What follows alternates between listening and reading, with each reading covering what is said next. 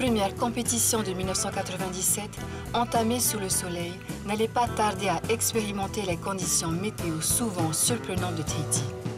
Et sa logistique, pourtant bien imaginée, connaître un sérieux revers, avec pour résultat un incident devenu mémorable.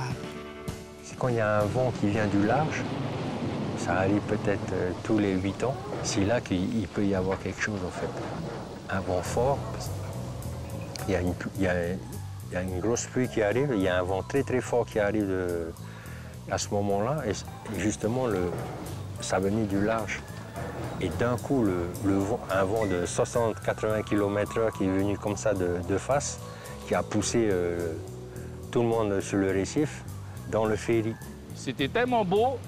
Après, les gens qui étaient sur le bateau étaient moins au regard de la sécurité. Et lorsqu'il y a eu ce gros temps qui est arrivé... On était mouillés dans la passe, on avait mis le banc de montage sur le bateau, on avait vraiment... puis les gens pouvaient monter sur le bateau pour assister à la compétition. On était un petit peu loin parce qu'on était mouillés un peu dans la passe avant le virage pour aller au spot. Et puis il y a un grain d'ouest qui arrivait, donc un grain d'ouest à l'opposé. Et là, les marins, ils ont merdé. Le petit ferry, ben, il s'est retrouvé en l'espace de 5 minutes, il s'est retrouvé sur le récif, quoi.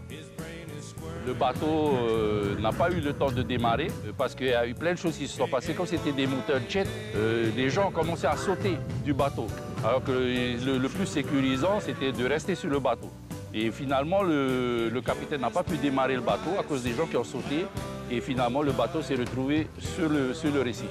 Après, ça a été compliqué pour travailler, quoi, parce qu'il n'y avait plus de bateaux, les juges étaient sur les bateaux.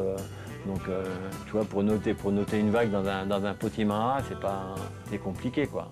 Ouais, ça, c'est 97, c'est ça, quoi.